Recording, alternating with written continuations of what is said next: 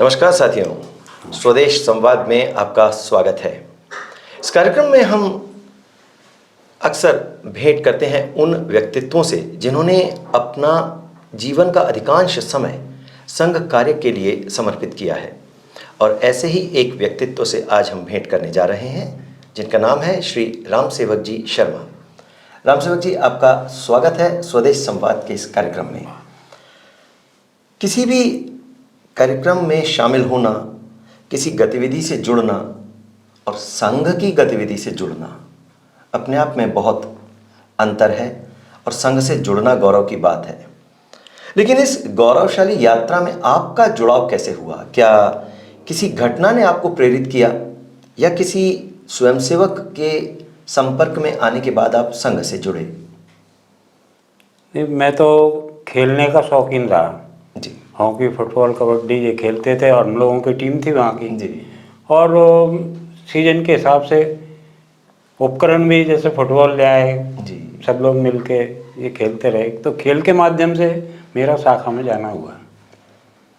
मतलब आप खेल कूद की गतिविधियों को लेकर शाखा में गए? हाँ, वो मेरी शुरुआत थी। तो उसके बाद ऐसा क्या हुआ कि आप बाल्यकाल से लेकर आज तक स्वयंसेवक के रूप में विभिन्न दायित्वों पर भी आप संघ में रहे और संघ के कार्य के विस्तार में भी आपने भूमिका निभाई? ऐसी क्या कुछ घटनाएं हुई? एक तो वो खेल जैसा मैंने बताया मुख्य तो वो था। फिर ये था कि वो संपर्क में उस समय हमारे तब कार्यालय हाई कोर्ट के सामने था जी।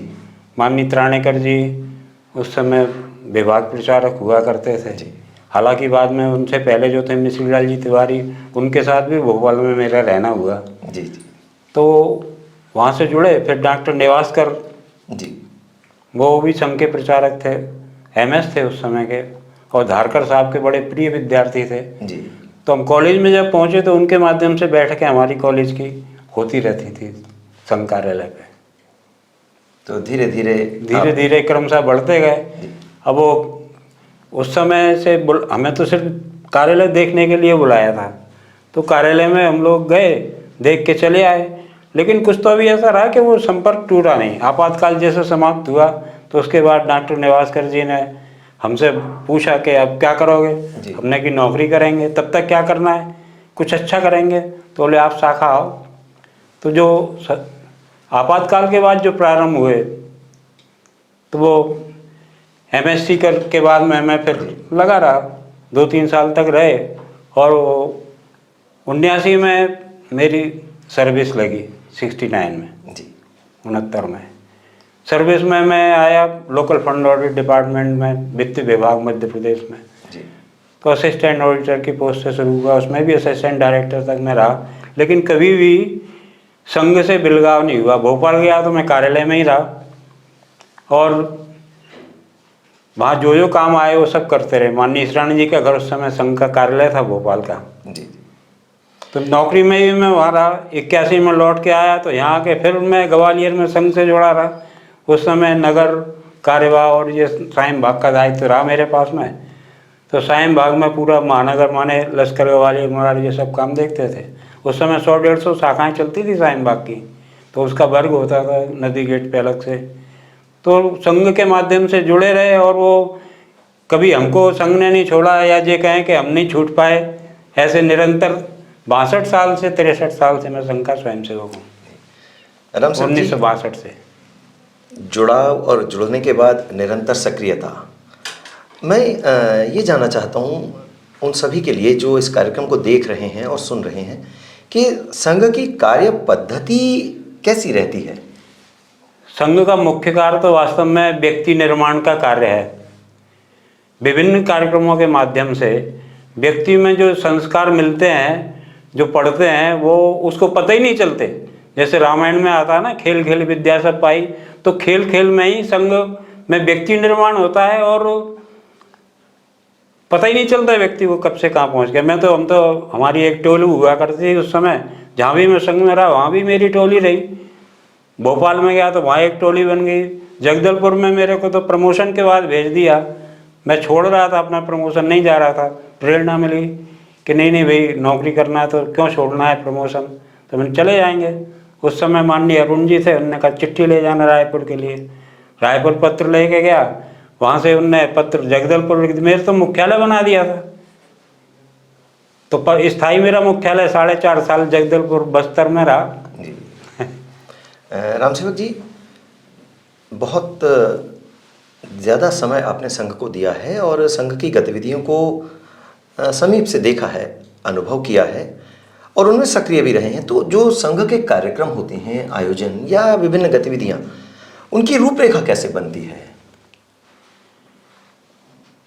कभी कभी समय के अनुसार रूपरेखा बनती है और कभी अभियान भी लेते हैं। मैं जब बस्तर में था, एक अभियान लिया था, वनवासी हिंदू सम्मेलन।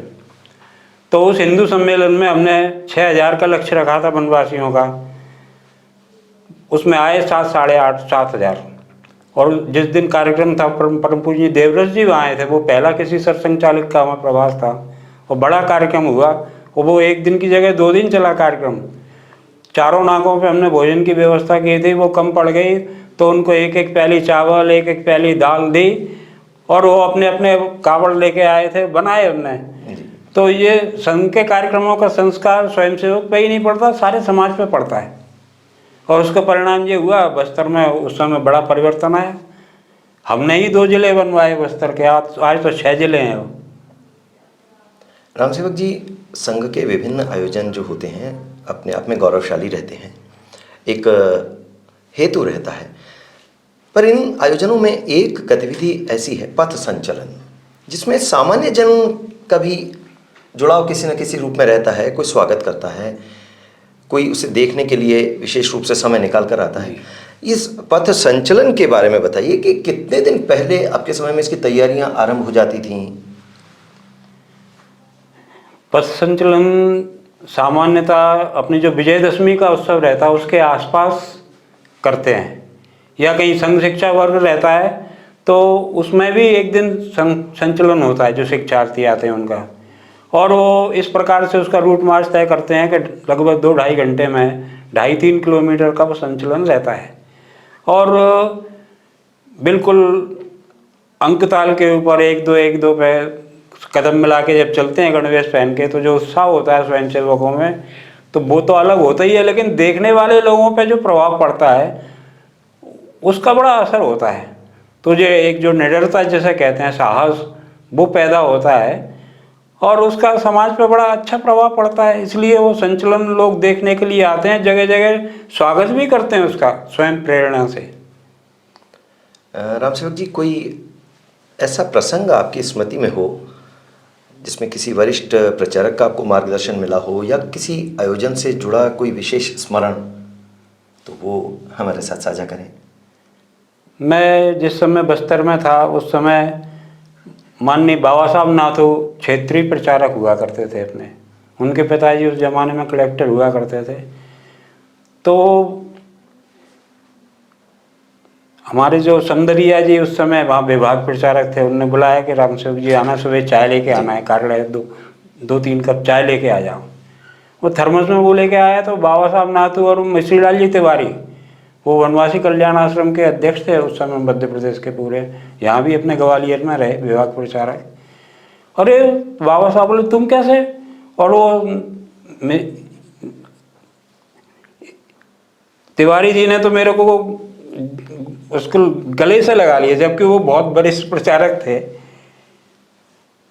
कोई ऐसा प्रसंग जो किसी स्वयंसेवक से जुड़ा हो, आपकी स्मृति में हो और ऐसा लगता हो कि उस स्वयंसेवक का वो कार्य या स्वयंसेवक की वो गतिविधि सबके साथ साझा करनी चाहिए, क्योंकि कई दायित्वों को आपने निभाया है, विभिन्न प्रांतों में आप सक्रिय रहे संघ कार्य में, तो कई ऐसी घटनाएं हुई होंगी जो अन्य स्वयंसेवकों के लिए भी प्रेरणा स्रोत बन सकती हैं।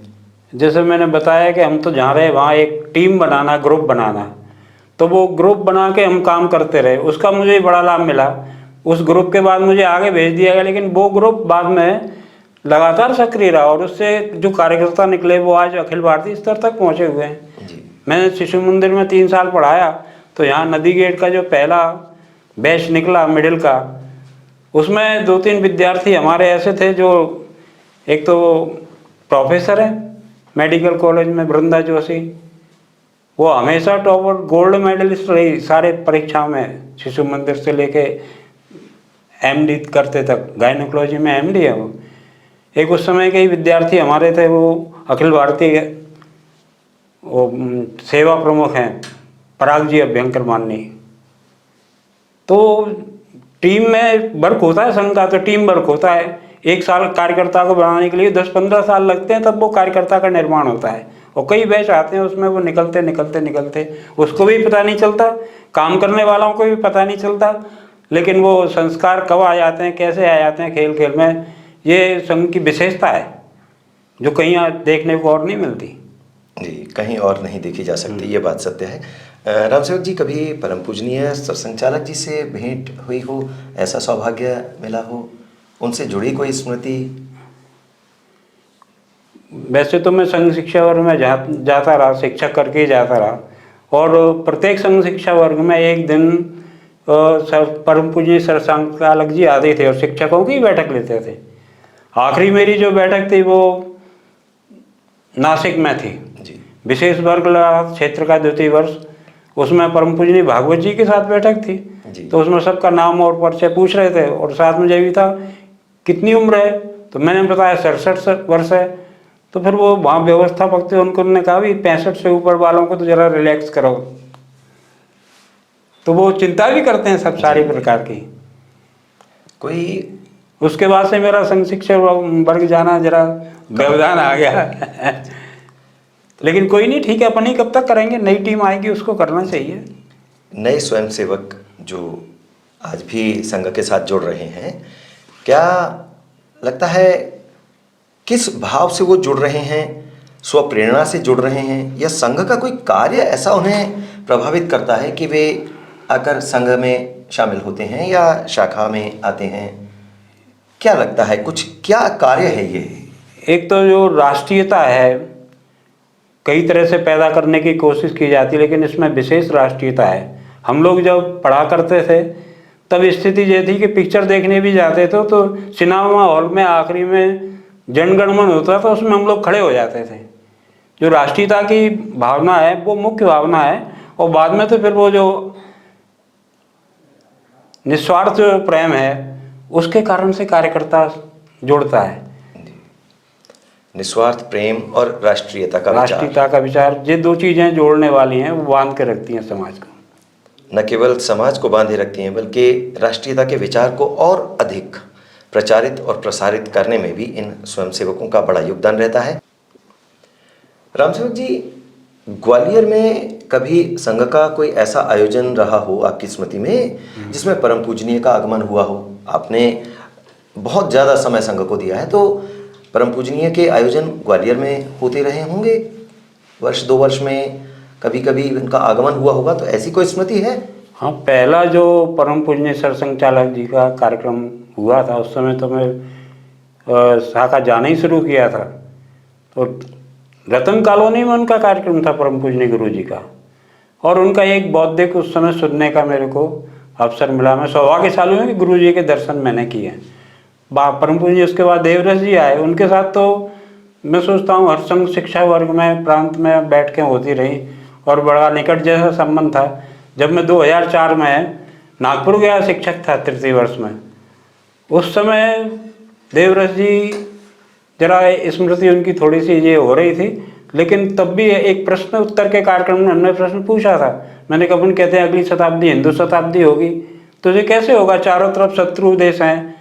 तब उनने एक बात कही थी कि हमारा सांस्कृतिक राज्य होगा, राजनीतिक राज्य नहीं होगा। राजनीतिक व्यवस्था तो उन स्थानों की होगी, लेकिन जो वर्चस्व होगा वो हमारी संस्कृति, भारतीय संस्कृति को। और आज अपन देख रहे हैं कि सारे आसपास के जो देश हैं उनमें अपनी संस्कृति का प्रभाव दिन प्रतिदिन दृष्टिगोचर हो रहा है, चाहे वो योगा दिवस के रूप में हुआ हो या आसपास के देश मानने लगे हैं। तो वो सब ये बड़ा विशद परिवर्तन है। जितने अरब राष्ट्र जो पहले भारत के शत्रु हुआ करते थे, आज अधिकांश भारत के मित्र हैं। ये अपने कार्य और कार्यशैली का ही प्रभाव है। तो रामसेवक जी, आपके साथ जिन स्वयंसेवकों ने काम किया उनमें से क्या कुछ ऐसे भी नाम हैं जो आज अखिल भारतीय स्तर पर या वरिष्ठ प्रचारकों के रूप में कार्य कर रहे हों? हाँ, हमारी जो सायन बाग की टीम थी महानगर की, उसकी बैठकें हुआ करती थी। माननीय अरुण जी वो बैठकें लेते थे। उसमें हम लोग खंड कार्यवाह हुआ करते थे सर। पराग जी अभ्यंकर एक खंड को देखते थे, एक खंड को श्रीधर जी पराड़कर देखते थे, एक खंड को हम देखते थे, एक को श्री रौनकर जी देखते थे, एक को जितेंद्र सिंह भदरिया देखते थे। ये सब हमारी सायन बाग की टोली थी और उनकी बैठकें होती थी पूरे दिन भर की।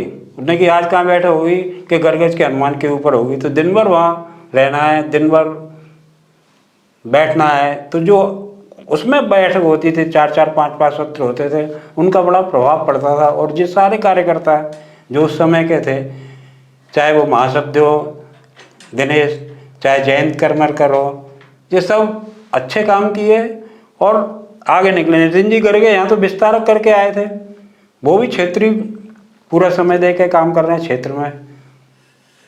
तो जी सौभाग्य रहा हमारा कि बहुत अच्छे अच्छे लोगों के साथ काम करने को मिला। और आज वो सारी टोली ही अखिल भारतीय स्तर तक प्रांत में, क्षेत्र में वही लोग सक्रिय है। इससे लगता है कि अपनी जो पद्धति है, कार्य पद्धति, वो सर्वश्रेष्ठ पद्धति है और इसके कोई विकल्प नहीं है व्यक्ति निर्माण का। जैसे लोग चाहिए देश के लिए, वैसे लोग इस पद्धति में से बनते हैं और आज भी बन रहे रहता है। रामसेवक जी, आपने समय दिया, लेकिन मैं अभी आपका कुछ समय और लेना चाहूँगा। क्या कोई ऐसा स्मरण जो सदैव के लिए प्रेरणादायक बन गया हो, संघ कार्य करते हुए, संघ की गतिविधियों में संलिप्त रहते हुए कभी कुछ ऐसा वाकया हुआ कि ये सभी की जानकारी में आना चाहिए? उसमें जो मुख्य भाग रहता है, वो जो प्रचारक रहते हैं उनका मुख्य भाव रहता है। मुझे ध्यान है, मैं उस समय बस्तर में था, तो मेरे को कभी ये नहीं कहा यहाँ के आपके दायित्व नहीं। यहाँ था तो मैं यहाँ काम करता था, वहाँ रहता था तो वहाँ काम करता था। एक बार मैं यहाँ आया और कार्यालय मिलने के लिए गया, परम पूज्य त्राणेकर जी थे उस समय। वो बोले क्यों, क्या है? अरे मैंने कि भाई साहब सब बेकार है, कोई सुनते वनते नहीं है। मेरे को उनने उस समय भाऊ साहब पोतनीस के पास भेजा, आप उनके पास जाइए। मैं गया। अब उनको मैंने तो कुछ नहीं कहा, ना उनने मेरे से कुछ कहा। उनने कहा आप एक आवेदन लिखो। मैंने आवेदन लिखा और फिर उस पर उनने वो जो भी कुछ बिल्कुल स्पष्ट शब्दों में लिखा, इनको ऐसे ऐसे मैं अनुशंसा करता हूँ इनकी ये। और बाद में ये हुआ कि वो छोटे से कागज़ जो मैंने विभाग में दिया, उसके कारण से मैं बस्तर से यहाँ लौट पाया। नहीं तो छत्तीसगढ़ बन गया होता तो मैं वहीं पेंशन ले रहा होता, मैं वहीं से रिटायर होता। तो ये याद रखने जैसी चीज़ें हैं। राजनांदगांव में वर्ग था उस समय, लौट के मैंने कि 20 विद्यार्थी भेजे, शिक्षार्थी भेजे मैंने, तो उनसे मिल तो आऊँ। वहाँ गए तो परम पूजनीय सरसंघ चालक जी थे, वहाँ के प्रांत प्रचारक थे शांताराम जी सराफ, राजमाता जी थी और इनके पीए थे आंग्रे साहब। इन सब से भेंट हुई। शांताराम जी तो बोले हम तो लोगों को निकालते हैं। एक वहाँ दुबे था कार्यकर्ता बीजेपी का, उन्होंने नहीं साहब आप प्रचारक हो, हम लोग तो गृहस्थ हैं, घर के साथ रह के हम अच्छा काम कर पाएंगे। और उसके बाद मुझे पता नहीं चला, मेरा ट्रांसफ़र हो गया, मैं यहाँ लौट के आ गया। तो संघ की पद्धति ऐसी है, काम करना लेकिन बताना नहीं कि क्या हम कर रहे हैं, क्या हो रहा है। और वो स्वयंसेवक की जो परेशानी है वो बिना प्रचारित किए, बिना उसको अनुभव कराए वो दूर होती है। ये एक और विशेषता है। कब मार्गदर्शन मिलता है, कहाँ हम जाएं, कैसे जाएं, तो सब में ये जो आत्मीयता है वो एक विशेष चीज़ है जो कहीं मेरे को तो देखने को नहीं मिली अब तक, अन्यत्र कहीं नहीं। हाँ। देखिए रामसेवक जी, कई संघ शिक्षा वर्गों में आप गए जहाँ स्वयंसेवकों को प्रशिक्षण कहें, दीक्षा कहें, हाँ। ये सब मिलता है और परिपक्व होकर वे संघ कार्य के लिए आगे आते हैं। संघ कार्य के लिए आते हैं, जीवन के विविध क्षेत्रों में काम करते हैं। लेकिन वो रहता है कि नेशन फर्स्ट वाली बात रहती है। जहाँ भी रहते हैं वो देश का हित ध्यान में रखते हुए और सार्वजनिक ध्यान रखते हुए संघ की गरिमा को स्थापित करते हैं। एक प्रकार से वो समाज निर्माण, राष्ट्र निर्माण और राष्ट्रीयता के विचार को आगे ले जाना, यही स्वयंसेवक का मूल कार्य है, जो कि आदरणीय रामसेवक जी ने बताया। रामसेवक जी, आपने समय दिया, आपका बहुत बहुत धन्यवाद। आपको भी धन्यवाद, मुझे अवसर दिया आपने। और साथियों, स्वदेश संवाद की अगली कड़ी में आपसे फिर भेंट होगी किसी वरिष्ठ स्वयंसेवक के साथ। तब तक के लिए नमस्कार। नमस्कार।